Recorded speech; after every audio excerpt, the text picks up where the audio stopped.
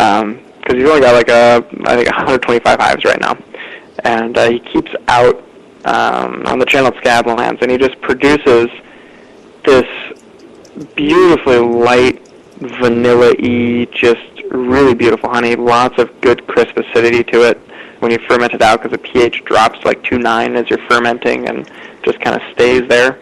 And anyway, yeah, it's fun to work with. I mean, it slows down so much toward the end, and so if your yeast aren't super happy, they don't finish. But anyway, normally now we get it to finish out and then we sweep back. But he had, this batch of traditional that I kind of talked about earlier with those oaky notes and stuff. I half wonder if it's just that he had such a good year this year because we were cooler, we got a lot more rain. Like every week or so it rained, it seemed like. And I almost feel like his skeleton weed flow was a lot better than average. And so the honey itself is just mellow and awesome, and there's a ton of it this year. But last year we didn't have nearly as much because it was so hot and dry. I mean, skeleton weed was like a week, knapweed was maybe a week, just these little hits of pollination, but not a lot. And he used a tank he didn't use at all last year, and we got this very oaky quality out of it. I wonder, because he heats with willow, if that's not what we picked up, was almost a smokiness in the honey from the tank. And but like I said, I mean, our year, thankfully this year, has been really good in the inland Northwest, whereas last year not so much. And then next year I'm kind of anticipating another harder year, because it seems to be every other year is a good year for us up here. And then, so this winter, great snow, lots of skiing, and then next winter probably a little rough. But I mean, that's kind of just, I feel sad that you guys are feeling the hit this year. Oh, God. No, it's a really rough position to be in. It's always stupid hot down here. It's just the way it is. You get used to it. Well, no, you never. I never really got used to it, but you learn to accept that that's the way it is. Well, they made up a whole word for that. I mean, they made up the word sultry just for like what you guys get every year. Sultry implies a certain amount of pleasantness, and there is absolutely nothing pleasant about 110 degrees and 90% humidity. There's nothing pleasant about that. So that's just that those you Southerners trying to be all genteel about the heat, maybe. No, that's just okay. You've heard that bless your heart doesn't really mean that. Same kind of thing. Okay. Oh dear. Tongue firmly planted in cheek, huh? Yeah. So I have not received the underlying messages, is what I'm hearing. When somebody says bless your heart, it is so sultry down here. That what they're really saying is. You jerk, it's totally stupidly hot here. They're looking for both middle fingers at that point? Pretty much. Pretty much. Pretty much, yeah. With only being all southern and polite about it. Yeah. Yeah, the only benefit I can see is pineapple and coconut in the backyard. Other than that, and we don't even get that, though. We can't even have the pineapple and coconut because we're up here, He's Florida, I'm North Carolina, so here it just gets so hot that the grass burns right off the ground. Yeah, Michelle was like, I just used to eat like fresh papayas, fresh mangoes right off the tree. I'm like, I really envy that. I know, right? Eat those kinds of fruits straight off a tree. I'm like, ooh! First time I went I almost would deal with that. First time We're just a titch too far north to get peach trees. They're in Niagara, but they're not in Ottawa. Oh, man. But we still had a number of days where it was over 30 degrees this summer. That's 30. And we get humidity. Right, that's, what does that it's work like out 100. to? High 80s something, I don't know. Yeah. Oh man, and those Canadian peaches, I had some when I went up. They are very good, man. Woof. Stop moving the furniture, man.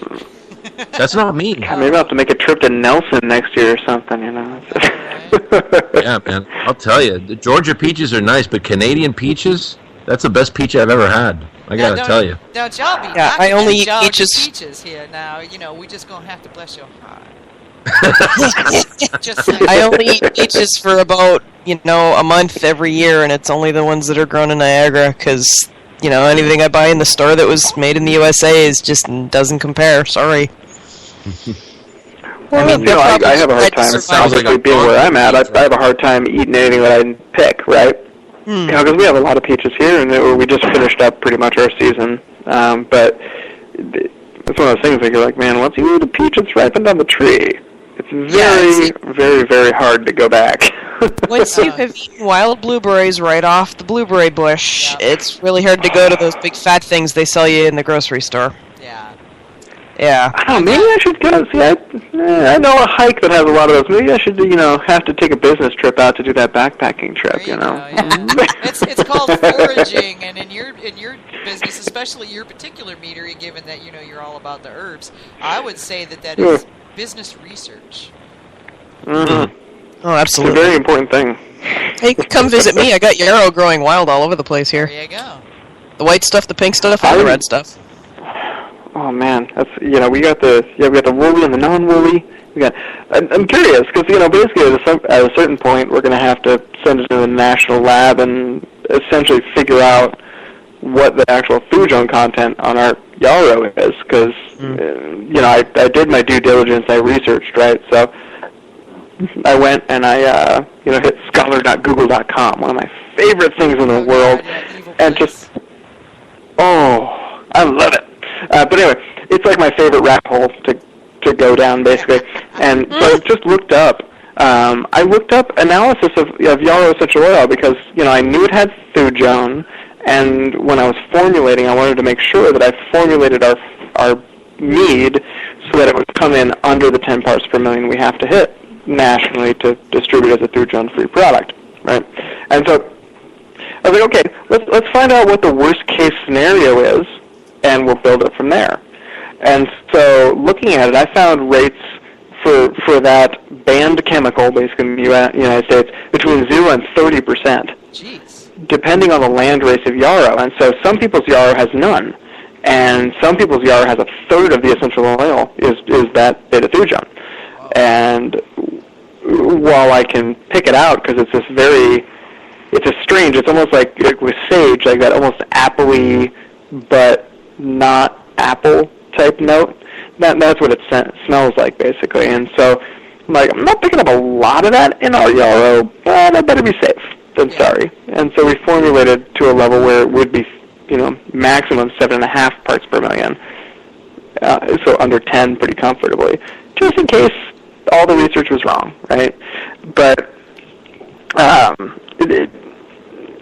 that plant, it's just incredible to watch. And the mint family, we had a brewery here in our area that kind of got burned last year with that crazy hot summer I described. Because the mint family as a whole, it likes big temperature swings, it likes dry conditions. And so last year, we were going from 104 down to like the 60s. So we had like these 40-degree swings night to day. And no rain, basically. And so our lavender in this area expressed a ton of essential oil.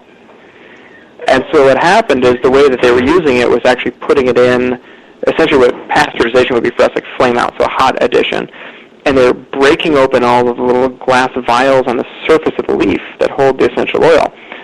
And they got this crazy soapy note, just bitter soapy note out of it that they hadn't had the year before, which was a milder year. So, that's one of those things that I was kind of thinking, I was like, oh, well, I guess that might have been what happened. Let's see what we can do to prevent that, right, at the meadery. And so we did a cold extraction. We did it shorter period of time. We did lots of different things to modify that. But it's something that if somebody is looking at using a plant like oregano or mint or thyme or lemon balm or things like that, the best job they can do with their mead is going to be to extract it when they have like a 30-degree temperature swing day to night where it's nice and dry and sunny, and they harvest it right in the middle of the day. That'll give them their best flavor profile out of the essential oil content of those plants. And so it'll give them the best quality they can get. And so it's kind of one of those things, I guess, that would be nice to know if I was starting out, because I didn't. That's a good point. Then like roses, they're best picked just before dawn, at what they call God's favorite time, like from when the light comes into the sky until the sun actually comes up. That's the best time for rose petals to get the essential oils. Things like that. So, it's one of those fascinating things. You're looking at some things like ginger. Ginger doesn't care. No, ginger doesn't care. Not nearly the way that roses do. And so ginger's going to be more consistent, being a root product. Yeah, true. It's a little bit more isolated from everything. Yeah, a little bit. I mean, it's just it's that grounded principle, that stable principle of the plant, almost. So, yeah. Anyway, so you guys have got to have more questions. Sorry, that was kind of a ramble there, I feel like. No, that's cool. We're actually coming up against our, we're past our 2 hours. This is oh, heavens. Yeah, I know. Like I say, we could do this for quite a while. Very unusual. Yeah. We want it, right? It's Mr. I'm not sure we've ever actually ended on time ever yet. Yeah. Usually we're within 5 or 10 minutes or so. No, that is not in any way. This has been amazing. And I think we definitely want to dig in further into herbs and mead, and and the different things that we can do with them. Because I was sitting there as you were going on about yarrow, I was thinking, wait a minute, doesn't rosemary have thujones in it? Okay, and I was trying to remember, and I didn't want to start Googling because then I go down that rabbit hole and never come back. Scholar.google.com, right? I mean, come on, that's just right there. Boom. It's evil. You'll find a lot of Zhang et al. In there. You'll find that Mr. Zhang or Mrs. Zhang, whoever they are, has done a lot of research and in medicinal plants. But you can find a lot, actually, and that's the incredible thing that I love to drive home, is that if you want to research these things more and look into, okay, what am I actually putting into the mead and how do I get it and all these things, that information is really widely available, mostly thanks to China, India, and Europe. They've done a ton of work on medicinal plants. Yes, and that work is published. It's available if you want to dig for it. It's there. And I encourage people to do so, because you can get to a level where you can say, okay, well, this plant that I have, what kind of tannin does it have? And is that going to extract well in an acid-based solution like honey? Or is tannins in rowanberry extract quite well. Dear gods. Is that the one that still doesn't taste good after 10 years? No, that's the high bush cranberry. Oh, right, okay. It's starting to think about being drinkable. It smells fantastic, though. That's why I haven't pitched it. But yeah, I've been waiting for the every time I rack it, the bottle's pink, and I have to scrub out the tannins off the bottle, and it's gradually getting closer and closer to drinkable. One of these days, I hope it'll taste as good as it smells.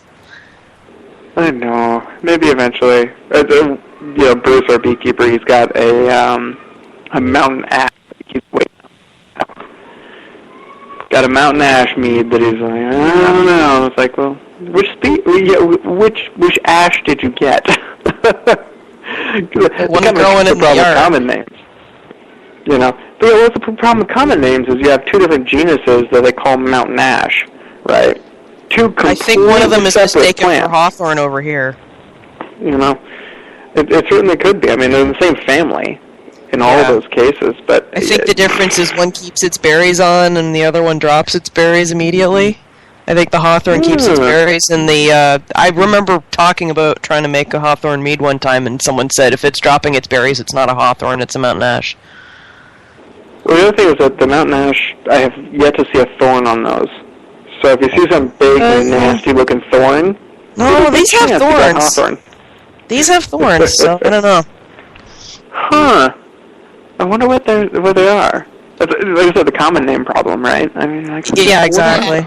Well, and it's also a locational name problem, because things that you can find even just from state to state, notwithstanding going from country to country or halfway around the world like Hamish is, you're going to find totally different names for something that are the same. We have mountain ash here, but it's a 150-foot tree. Dang. What in the world is that? I mean, is that like like an European ash? It's more like an ash tree than a hawthorn. Wow. And I'm like,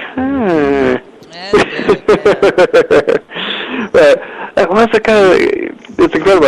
I know, Saskatoon berries, north of the border, they're June berries here. They're buffalo berries, kind of more in the old Northwest, like, Michigan area. And I think they have, 20 common names. I mean, it's just incredible, and it's all one closely related set of plants. And sometimes